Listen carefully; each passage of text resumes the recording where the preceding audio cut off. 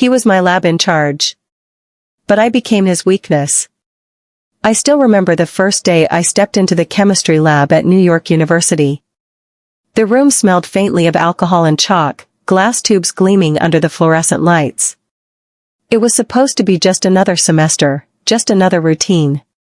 But that was before I met him. Ethan Reed. My lab in charge. Calm, precise, impossibly composed, the kind of man whose presence made everyone straighten up a little. He wasn't just handsome, he carried an energy that drew you in without trying. He looked at me only once that first day, but that look was enough to rearrange something inside me.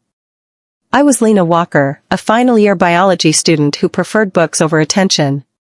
Yet from the moment our eyes met across the table, I couldn't focus on a single chemical reaction after that. His deep voice filled the room as he explained procedures, but to me, every word sounded like something more, something personal, something meant only for me. Over the next few weeks, I found myself looking forward to lab days. Ethan was strict but kind, firm but never arrogant. He would notice the smallest mistakes, step closer, and correct them with steady hands. Whenever he leaned over my shoulder, I could feel his breath, and my heart would race like it was trying to escape my chest. Sometimes, he'd glance at me just long enough for me to wonder if he felt the same. One afternoon, I accidentally dropped a flask and spilled the solution across the counter. The sharp smell filled the air, and I froze, embarrassed. Ethan walked over, his brow raised, but instead of scolding me, he quietly said, "It happens. Science is about trying again."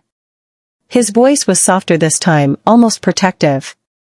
When our hands brushed as we cleaned the mess, something electric moved between us, something neither of us could explain. He stepped back quickly, clearing his throat, pretending it didn't happen. But I saw the flicker in his eyes, that same confusion I felt in myself. Days passed. The unspoken tension between us only grew stronger.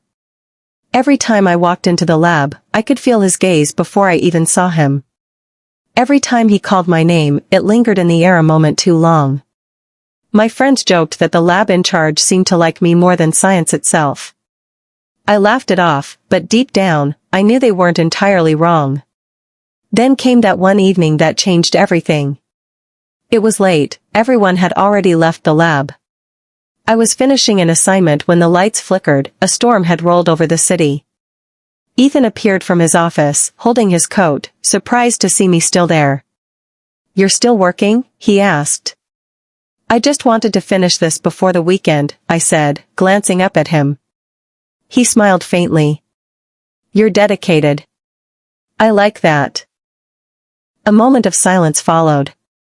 The rain outside grew louder, drumming against the windows. I stood up, gathering my notes, when thunder roared, and the power went out for a second. In the dim emergency light, he was just a silhouette, standing a few steps away. I don't know what possessed me to walk closer, but I did. He didn't move. "You should go," he said quietly. "It's raining too hard," I whispered. "I'll wait." He nodded slowly, watching me with that same restrained intensity. "You know this isn't easy," he said. "What isn't?" "This," he gestured between us, "whatever this, is becoming." My heart was pounding. "Then tell me it's nothing," I challenged. He hesitated. His voice lowered. "I can't." The room felt smaller.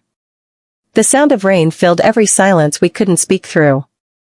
I took one step closer, and then another, until I could see the reflection of the lab lights in his eyes. He didn't back away this time. His hand lifted slightly, as if against his will, brushing a strand of hair from my face. "Lena," he said softly, "you don't know how long I've been trying not to do this." "Then stop trying," I whispered. For a brief second, neither of us moved. Then, as if pulled by gravity, he leaned in and kissed me, gently, carefully, like he was afraid to break something fragile. The world outside disappeared. There was only the warmth of his lips, the steady rhythm of his heartbeat, the feeling that I was exactly where I was meant to be. When he finally pulled back, he looked conflicted but peaceful, as though something long hidden had finally been set free. After that night, nothing between us was the same.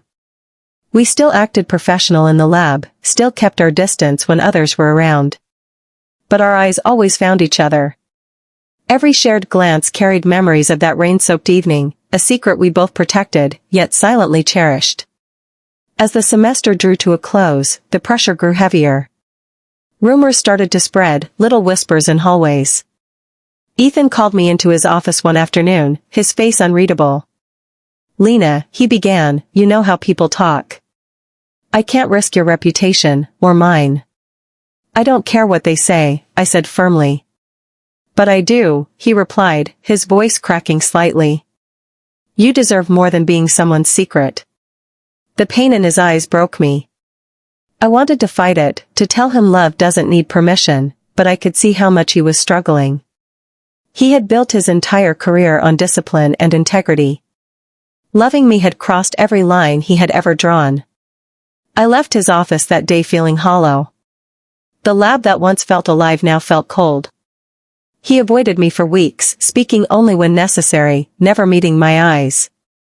It hurt more than I could explain.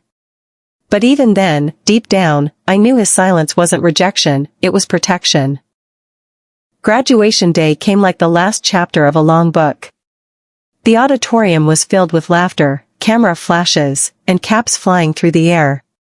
When I walked across the stage, I scanned the crowd instinctively, and there he was, standing near the back, clapping quietly, a proud smile hidden behind the distance.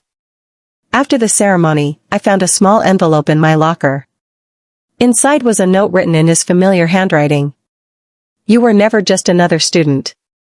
You were the reason I believed again. E." Tears filled my eyes.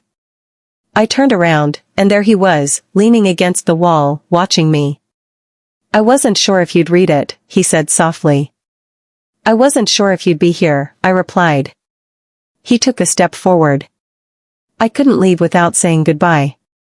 "Is it goodbye?" I asked. He hesitated, then shook his head slowly. "Maybe it doesn't have to be."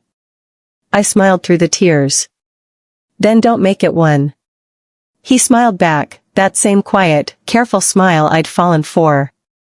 Then, right there in the corridor, with students and teachers passing by, he took my hand. It was a simple gesture, but it felt like a promise. He leaned in and kissed me once more, not hidden, not rushed, just real. That kiss wasn't forbidden anymore. It wasn't a secret between a student and her lab in charge. It was between two people who had waited long enough to be honest about what they felt. Years later, when I tell this story, I still call him my lab in charge, because that's how it started. But the truth is, he became so much more. Ethan wasn't just the man who taught me science, he was the one who taught me courage, patience, and what it truly means to follow your heart, even when the world tells you not to. And every time it rains in New York, I still think of that night in the lab, the thunder, the dim lights, and the first time love felt like chemistry itself. Speech balloon, sometimes love begins where it shouldn't, but ends exactly where it's meant to.